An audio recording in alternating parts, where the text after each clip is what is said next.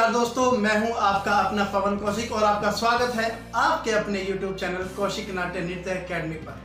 जी हां दोस्तों, जैसा कि आप सबको पता है कि हमने अपने चैनल पर एक बहुत ही शानदार कार्यक्रम की शुरुआत की है जिसका नाम है हुनर की पहचान। तो हुनर की पहचान कार्यक्रम में आज मैं आपको मिलवाने जा रहा हूं एक ऐसे शख्सियत से जिन्होंने भिवानी में गवर्नमेंट जॉब में होते हुए फाइनेंशियल जो डिपार्टमेंट है, फाइनेंस का जो डिपार्टमेंट है, उसमें अकाउंट ऑफिसर होते हुए अपनी रचनाओं के जरिए पूरे देश में नहीं बल्कि पूरे वर्ल्ड में अपनी एक पहचान बनाई है। जी हाँ, मैं बात कर रहा हूँ विकास यश कीर्ति जी की।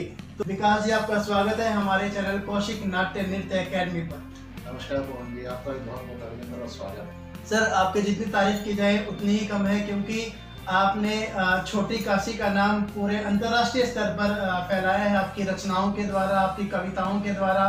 जहाँ अगर मैं गलत नहीं हूँ तो जहाँ तक मुझे पता है कि आपने बहुत सारे ऐसे नामी गिरामी कलाकारों के साथ मंच साझा किया है, बहुत सारे टीवी चैनल्स के लिए भी आपने अपनी कविताएं, अपनी रचनाएं उनके सभी दर्शकों के सामने रखी हैं।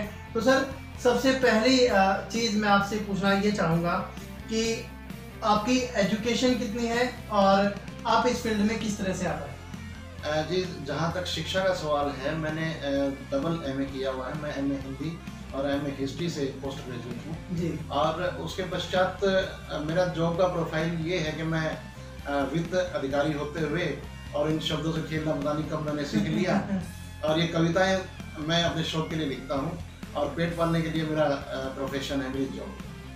सन 1997-98 में मेरी पोस्टिंग हिसार डिस्ट्रिक्ट में थी जी। मेरे ऑफिस में ही मेरे एक सहकर्मी विजयंत जी थे, और जिनका नाम काव्य जगत में सदोष इशारी के नाम से उनको जाना जाता है जी। और उनके कम आयु में ही मैंने पंजाब केसरी में बड़े बड़े लेख छपे देखे, तो मेरे मन में भी एक ये सवाल, एक जिज्ञासा उठी कि अगर ये व्यक्ति तो अगर इतने बड़े बड़े लेख और इतनी अच्छी कविताएं लिख सकता है तो मैं क्यों नहीं। और वहाँ से कविताओं के लिए मेरे मन में प्रेम पैदा हो गया जी। विकास जी, आपका नाम यश कीर्ति कैसे पड़ा, वो थोड़ा सा बताइए, क्योंकि सब लोगों के जहन में सिर्फ ये बातें रहती हैं, विकास यश कीर्ति मतलब कोई गोत्र होगा यश कीर्ति। मेरे मन में भी ये सवाल था, इसलिए मैं आपसे पूछना चाहता हूँ। जी, बहुत सुंदर प्रश्न किया है। मैं जब भी जिस शख्स की बात कर रहा था वो आज इस दुनिया में नहीं है, लेकिन सदोष इशारी ने मुझे अचानक अनायास ही उनके मुंह से ये निकला हुआ नाम है विकास यश कीर्ति, और उसके बाद मैंने इस नाम को अपना लिया और अपनी कविता के साथ जोड़ना शुरू कर दिया। विकास जी, नहीं यश कीर्ति जी, मैं आपसे ये पूछना चाहता हूँ कि आपका फैमिली बैकग्राउंड क्या कला जगत से जुड़ा है जो आपका रुझान इस तरफ हो गया? पवन जी, मेरे परिवार में किसी ने भी कविताएं लिखी है, ना दादा ने, परदादा ने, ना पिता ने। अब पता नहीं कैसे कविताओं की तरफ मेरा रुख हो गया। माँ सरस्वती का आशीर्वाद है कि उन्होंने मुझे कविताएं लिखनी सिखाई। मैं खुद नहीं लिखता, मैं तो सिर्फ पेन उठाता हूँ और माँ शायद उस पर अपने आप शब्द जोड़ती रहती है। ये माँ का मुझ पर दोहरा आशीर्वाद है जी। कभी ऐसा कुछ वाकया, ऐसा कुछ घटित हुआ है आपके साथ कि आपने जब इस शौक को प्रोफेशन के रूप में अपनाया तो परिवार वालों ने कुछ बंदिशें आपके ऊपर लगाई हों? जी, शुरू में कविताओं का सफ़र थोड़ा संघर्ष में रहा, जैसा कि हर कवि के साथ होता है।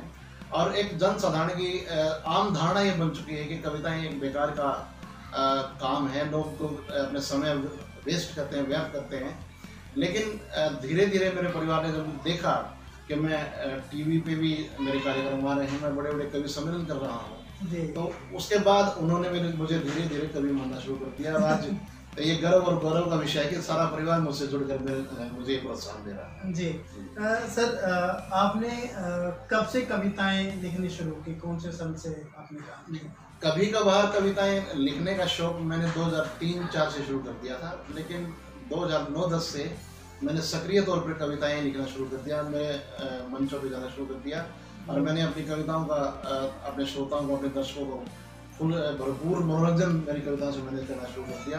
और उसके बाद आज मैं लगातार भगवान की, ईश्वर की कृपा से राष्ट्रीय मंचों पर सक्रिय हूँ। सर, आपने कहा कि आप राष्ट्रीय मंचों पर सक्रिय हैं अपनी कविताओं के जरिए, तो आपने किन किन कवियों के साथ काम किया है जो राष्ट्रीय और अंतर्राष्ट्रीय स्तर पर अपनी पहचान बना चुके हैं, और कहाँ कहाँ परफॉर्मेंस दी हैं जो आपको ज़्यादा नज़दीक से लगती है, जहाँ बहुत प्यार मिला हो आपको?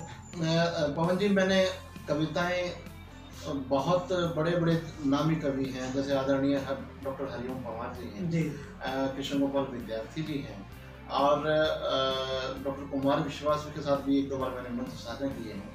फरीदाबाद से दिनेश रघुवंशी जी हैं, उनके साथ मंच साझा किए हैं। और उससे भी बड़ी बात यह है कि जी न्यूज़ पे जो एक कार्यक्रम कवि युद्ध आता है, मेरी प्रस्तुति उस कार्यक्रम में भी रह चुकी है, और भारत के लगभग हर राज्य में मैंने अपनी कविताओं का वाचन किया, मैंने अपनी कविताएं पढ़ी जी।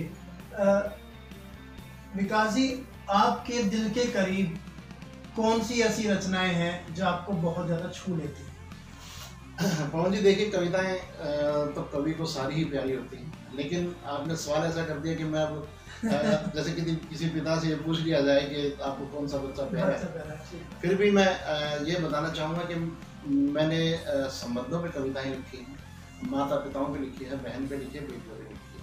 आप श्रृंगार रस पे भी? हाँ, श्रृंगार रस पे मैं कविताएं लिखता हूँ, और कविताओं में नए नए प्रयोग करना मेरी एक खासियत मान लीजिए या जुनून मान लीजिए।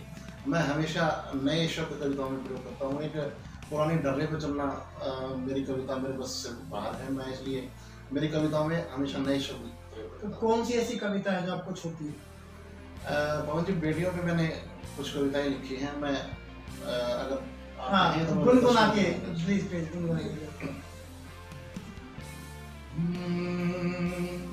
पुष्प कहूँ तुझको पवन का, या देवी अवतार कहूँ, बिन मांगे जो मिल गया मुझको, वो सुंदर उपहार कहूँ।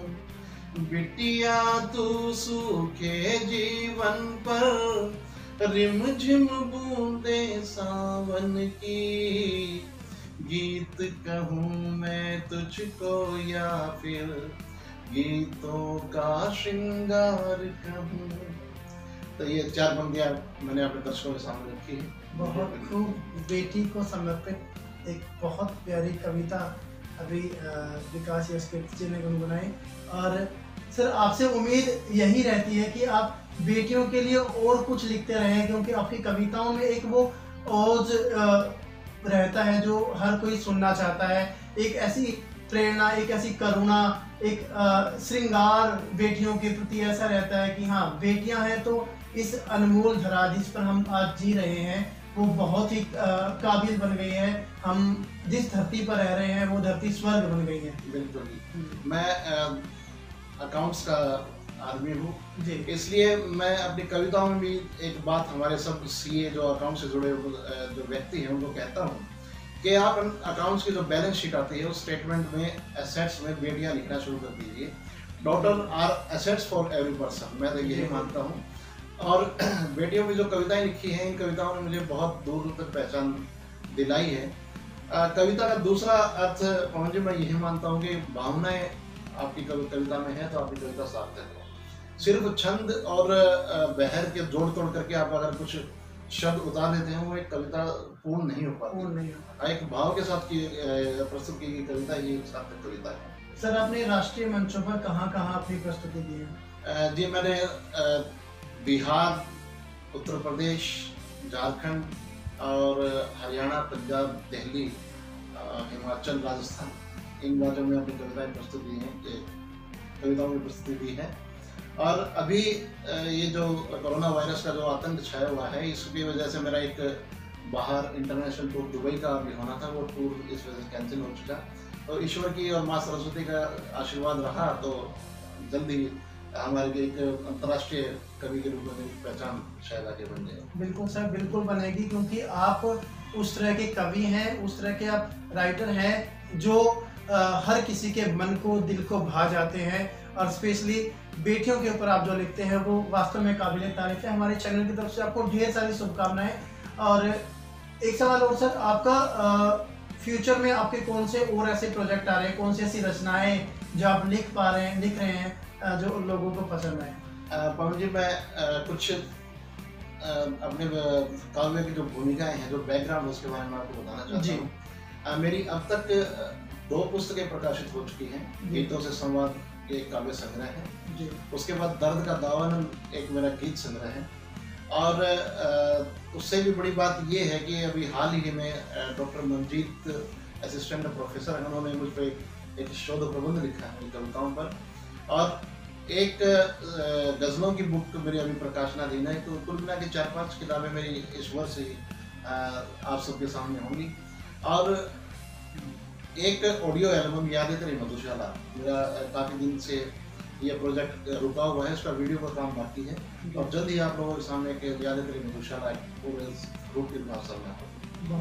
यशकीर्ति जी, आप आज की जो यंग जनरेशन है जो नशे की तरफ थोड़ा सा ज़्यादा जाती है या फिर गलत रास्ते ज़्यादा अपना लेती है, तो उनके लिए आप एक कवि होने के नाते क्या संदेश देना चाहेंगे? मैं अपना संदेश आज की युवा पीढ़ी को यही कहना चाहूँगा कि इस तरह के जो लत हैं, जो व्यसन हैं, जो आपकी ज़िंदगी को बर्बाद करते हैं, उनसे दूर रहिए। आप नशा करने के लिए आपके पास और बहुत सी चीज़ें हैं। आप अपने शौक, आप में जो कला है उसको उभारिए। आप अगर गाना गाते हैं तो आप अच्छे सिंगर बनिए, आप कविताएं लिखते हैं तो अच्छे पोइट बनिए, उस सब रूप को निखारिए, उसमें परफेक्शन लेके आइए।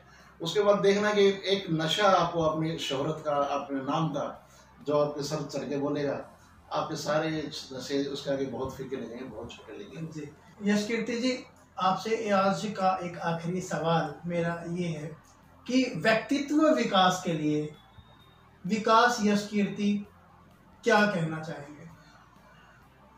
व्यक्तित्व के लिए मैं एक बात मेरे सभी युवा साथियों से कहना चाहूँगा कि अगर आप में कोई हुनर है, कोई गुण है, आप में ज़रूरी नहीं कि आप 95% मार्क्स लें, आप 10वीं में 95% लें, +2 में आप 92% लें। आप में कोई हुनर है जो आपको देश विदेश में आपको पहचान दिला सकता है, तो आप उस हुनर को आप आगे बढ़ाइए। और हाँ, मैं एक चीज़ और कहना चाहूँगा, एक चीज़ में आप परफेक्शन ज़रूर रखें, उसकी संपूर्णता तक जाएं, ताकि लोग आपको उस कला के, उसके पर्याय मानते हुए और आपको उसी रूप में देखें, उसी रूप में सुने। जी सर, हमारे चैनल के लिए आप क्या कहना चाहेंगे? मैं चैनल के लिए तो यही कहना चाहूँगा कि ये चैनल कौशिक नृत्य नाट्य अकादमी दिन रात यूं ही उन्नति करता रहे, और हम जैसे कलाकारों को जो पवन कौशिक जी जोड़ने का काम कर रहे हैं, ये उनकी जो व्यथाएं हैं, उनके साक्षात्कार लेके आज लोगों तक पहुंचाएंगे। उनके जो शब्द हैं, उनके जो संदेश हैं, आज इस चैनल के माध्यम से सबके पास जा रहे हैं। तो मैं भगवान से यही प्रार्थना करूँगा कि ये चैनल लगातार उन्नति करता रहे और एक दिन इंटरनेशनल चैनल्स में पवन कौशिक जी के चैनल का नाम है। बहुत बहुत शुक्रिया सर। जाने से पहले मैं आपको वो बुक्स दिखाना चाहता हूँ जो विकास यशकीर्ति जी की प्रकाशित हुई है सर। गीतों से संवाद, ये बुक है विकास यशकीर्ति जी की। आप लोग पढ़िए और गीतों से संवाद करना शुरू कर दीजिए।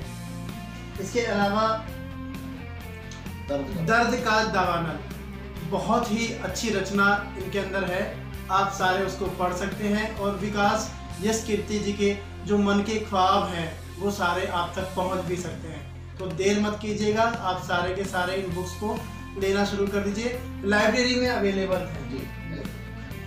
और ये बुक और है, शोध हुआ है, विकास यशकीर्ति जी के ऊपर शोध हुआ है, वो सारा का सारा इसमें निचोड़ विकास यशकीर्ति जी का है, वो भी आप पढ़ सकते हैं, ताकि आप लोग और भी ज़्यादा प्रेरणा लेकर आप भी अपने क्षेत्र में आगे बढ़ें। तो बिना कोई देरी किए हुए आपको जो सबसे पहला काम ये करना है कि आप अगर ये चाहते हैं कि बहुत सारे इंटरव्यू, बहुत सारे साक्षात्कार ऐसे हुनरबाज कलाकारों के आप सब तक पहुँचे, तो आप लोग देर ना कीजिए, सब्सक्राइब कर दीजिए कौशिक नाट्य नृत्य अकेडमी यूट्यूब चैनल को